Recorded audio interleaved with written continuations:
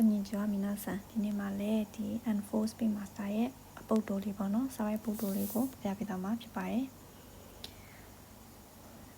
日本の酒は日本の酒ဆိုတာဂျပန်အရက်ကိုပြောပါနော်။ဂျပန်酒အရက်ဟာဆိုလို့ရှိရင်တဲ့10月から10လပိုင်းကနေမှ2月頃に作られます。10လပိုင်းလောက်ကနေပြီးတော့မှ2လပိုင်းထိတဲ့ပြုလုပ်လို့ရပါတယ်တဲ့။酒を作る場所はဒီအရက်ပြုလုပ်တဲ့နေရာဆိုလို့ရှိရင်တဲ့酒蔵と呼ばれます。အရက်ပြုလုပ်တဲ့နေရာကိုအရက်ချက်တဲ့နေရာပေါ့နော်အဲ့ဒါကို酒蔵လို့ခေါ်ပါတယ်တဲ့呼ばれますဆိုတာကခေါ်သည်ပေါ့နော်အမည်ခေါ်တွင်သည်酒蔵の人はဒီအရက်ပြုလုပ်တဲ့နေရာမှာရှိတဲ့လူဟာပေါ့နော်လူဟာဆိုလို့ရှိရင်新しい酒ができるとရက်တစ်ကပြုလုပ်ပြီးတဲ့အခါမှာဆိုလို့ရှိရင်ရက်အတစ်ကိုပေါ့နော်ကြိုပြီးတဲ့အခါမှာဆိုလို့ရှိရင်入り口ဆိုတာအပေါက်ရမှာပြောပါပေါ့နော်သူဆိုင်လေးသူ့မို့အဲ့ဒါလေးအပေါက်ရမှာပေါ့နော်入り口にအပေါက်ရမှာဆိုလို့ရှိရင်杉玉というものを飾ります杉玉လို့ခေါ်တဲ့အရာကိုတဲ့သူတို့အပေါက်ဝါလေးမှာချိတ်ဆွဲထားပါတယ်တဲ့ဒါသာဆင်ထားပါတယ်တဲ့飾りますဆိုတာကချိတ်ဆွဲဒါဆင်စီပေါ့နော်杉玉はဒီ杉玉ဆိုလို့ရှိရင်တဲ့ဘာလဲဆိုတော့杉という木の葉で作った丸いボールです。杉ဆိုတာကကြတော့ထင်းရှူပင်ပြောပါတော့ထင်းရှူပင်လို့ခေါ်တဲ့အဲ့ဒီထင်းရှူပင်ရတဲ့ရွက်လေးနဲ့ပေါ့နော်ပြုတ်လုပ်ထားတဲ့ဝိုင်းဝန်းနဲ့မာဒွိဆိုတာဝိုင်းဝန်းတော့လုံးဝန်းတော့ပေါ့နော်မာဒွိလုံးဝန်းတော့ဘောလုံးလေးဖြစ်ပါတယ်တဲ့ဘောဒူですဘောလုံးလေးဖြစ်ပါတယ်တဲ့ကိုရဲကိုခါစားတဲ့အရာကိုတစားဆင်ထားပြီးတော့မှမာဝရီနိုတိုနီပတ်ဝန်းကျင်မှာအနီးနားမှာရှိတဲ့သူတွေကိုတဲ့新しい酒ができたことを伝えますအရက်တစ်ပြုလုပ်ပြီးကြောင်းကိုသူတို့ကတဆင့်ပြောပြတယ်ပေါ့နော်စတိုင်မှာဆိုပြောကြပြပါတယ်တဲ့スギの葉はဒီချင်းရှူပင်ရဲ့အရွက်ဟာဆိုရှင်စိုက်လျှော့ဝပထမဦးဆုံးအရင်ဆုံးနဲ့ခီဒိနာမီဒိုဒီအီရိုဒေစငါပထမဦးဆုံးပါဆိုရင်သူတို့ကအစိမ့်ရောင်လေးပေါ့နော်လှပတဲ့အစိမ့်ရောင်လေးဖြစ်ပေမဲ့လို့တဲ့ဒန်တဖြည်းဖြည်းနဲ့ချာအီရိုနီခါဝတဲ့ခီမတ်တဖြည်းဖြည်းနဲ့ချာအီရိုဆိုတာကညညိုရောင်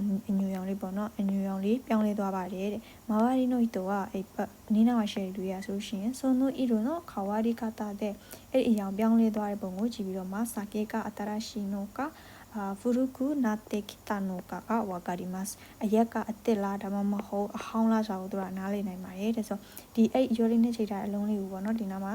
ရွက်လေးနဲ့လုပ်ထားတဲ့ဒီအလုံးလေးကိုဒီနားအပေါက်မှာချိန်ထားဆိုအဲ့ရွက်လေးအစိမ်းလေးဖြစ်နေမှာအစိမ်းလေးကတပြင်းနဲ့ညူသွားတာမျိုးပေါ့နော်အဲ့လိုဖြစ်သွားဆိုအဲ့ဒါကိုကြည့်ချင်းအပြင်ဒီသူတို့ပတ်ဝန်းကျင်မှာရှိတဲ့သူတွေကနေမှာအရက်ကအစ်စ်လားအဟောင်းလားဆိုတာကိုသူကသိနိုင်တယ်ပေါ့နော်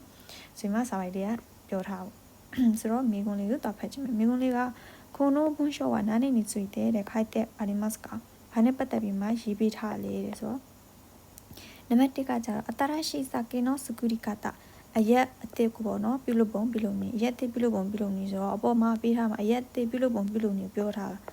ဘလို့ရကျိုးတယ်ဘလို့ရချက်တယ်ဆိုမှပြောထားလားဆိုကြတော့အဲ့လိုမပေးထားတဲ့ကြောင့်မလို့ဖြေရနံပါတ်1လည်းမဟုတ်နံပါတ်2ကကျတော့新しい酒ができた時の習慣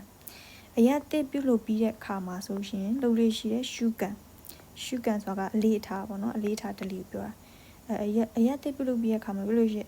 အလေးထားဆိုတော့ဒီဆောနာပြောတဲ့ဘောလုံးလေးချိတ်ထားတယ်ဆိုတဲ့ဟာလေးနဲ့အဲ့ဒါလေးနဲ့ကိုက်ညီမှရှိနေပေါ့နော်ဒါပေမဲ့နံပါတ်3နဲ့လေးကိုဆက်ပြီးဖတ်ကြည့်မယ်ဆိုတော့နံပါတ်3ကကြာ新しい酒の美味しい飲み方အရက်အတစ်ကိုတဲ့ရတာရှိတောက်ပုံတောက်နည်းရဲ့ရက်တစ်ကိုဘလို့တော့ရက်တာရှိမယ်ဘလို့တော့ရက်တာမရှိဘူးဆိုရင်အပေါ်မှာပေးထားလာရက်တော့တောင်းနေတဲ့သူအပေါ်မှာလောကမပေးထားတဲ့အတွက်ကြောင့်မို့လို့နံပါတ်3ကလည်းမဟုတ်ဘူးပေါ့နော်နံပါတ်4ကကြတော့新しい酒の上手な売り方ဆိုတာကရောင်းမုံရောင်းနည်းပေါ့ဆိုတော့ဒီအရက်အတစ်ကို上手なဆိုတာကကြတော့上手ဆိုတာတော်တော်လေနော်တော်တော်ဘလို့ရောင်းကောင်းအောင်လုပ်မလဲပေါ့ရောင်းကောင်းအောင်ပြုလုပ်နည်းပေါ့ဆိုတော့ဒီမှာရောင်းကောင်းအောင်ဘလို့လုပ်ရမယ်လို့ပြောထားတာဆိုတော့ကြည့်လိုက်တော့မပြောထားဘူးတဲ့နော်မပြောထားတဲ့အတွက်ကြောင့်မလို့အဖြေကနံပါတ်4ရလည်းမဟုတ်ဘူးအဲ့တော့အဖြေမှန်ကနံပါတ်2ပေါ့ဘာလို့လဲဆိုတော့ဒီမှာဆိုရင်သူပြောထားတယ်သူအရက်လုပ်ပြီးသွားတဲ့အခါမှာဆိုလို့ရှိရင်ဒီတရွက်ဘောလုံးလေးကိုမာရီဘောလုံးလေးကိုပေါက်အောင်မှချိန်ဆွဲထားရတယ်ဆိုမှပြောထားဆိုအဲ့ဒါကအရက်ဒီမှာပြုလုပ်ပြီးသွားတဲ့အခါမှာပေါ့နော်新しい酒ができた時の習慣ဖြစ်တဲ့အတွက်ကြောင့်မလို့အဖြေကနံပါတ်2ဖြစ်မှာပေါ့နော်はい今日はここまでです